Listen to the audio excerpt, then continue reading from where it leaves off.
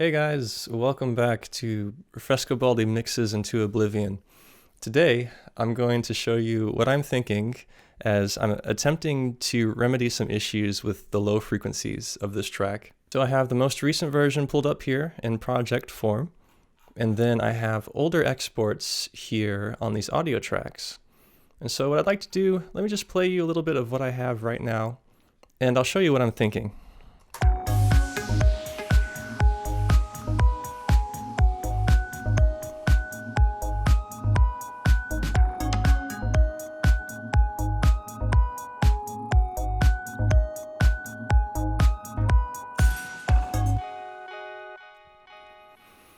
Okay, so pretty standard fare house music thing, a little bit strange, but that's how I like it. Let's toggle between this most recent version and the export previous to it.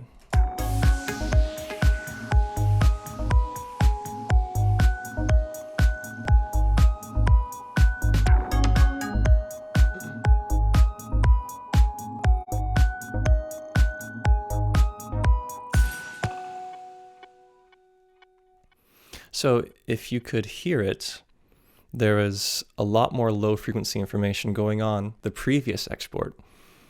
And I don't think that that's an improvement. I think that that causes a lot of issues.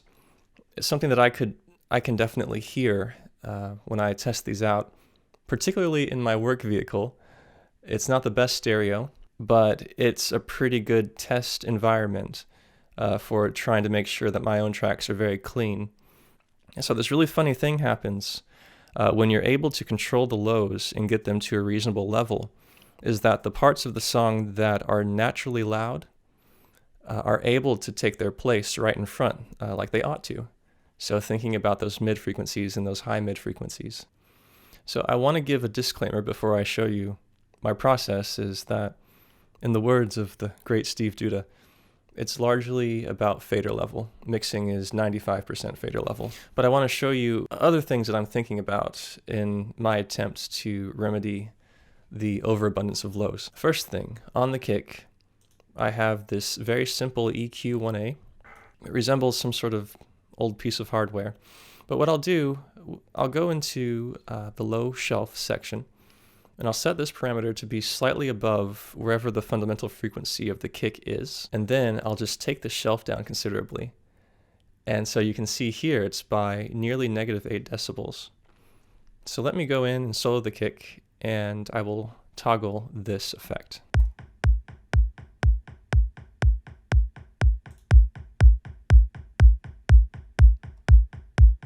So in that way, I've very fundamentally changed the timbre of the kick drum, something that maintains the integrity of those mids and the snappiness of it. And in addition to that, I'm able to control the lower frequency content just with this single parameter here. And so I'm pretty much doing the same thing with the primary bass synth here. If I were to solo this.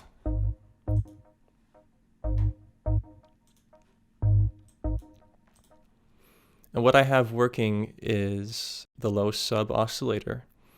And also I have this stranger waveform on oscillator A. So this is essentially the low sub, so low frequencies, and then the mid frequencies of my bass synth. So I have the mids cranked up here. And when I was mixing earlier, just with my speakers and with the sub pack, I went in and dialed in this level for the sub. I think it was like up here-ish, but I took it down to what looks to be 25%. So in that way, I'm very fundamentally changing the timbre of the bass. So final thoughts, I've been using City in Florida by Deadmau5 as a reference track. And those of you who know that track know that it's probably not the best reference track for my project here. City in Florida is just about the most upfront house song I've ever heard in my life, just sort of the aggression and the energy of it.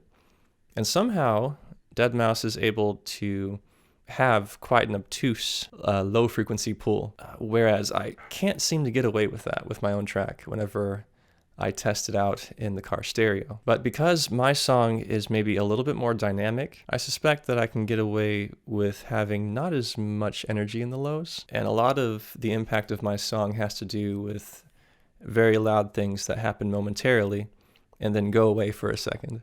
So it's a very different song. I might have more luck using a track like Melodica by Stimming because it's very similar in nature. So I hope all that makes sense. That's all I got for you today.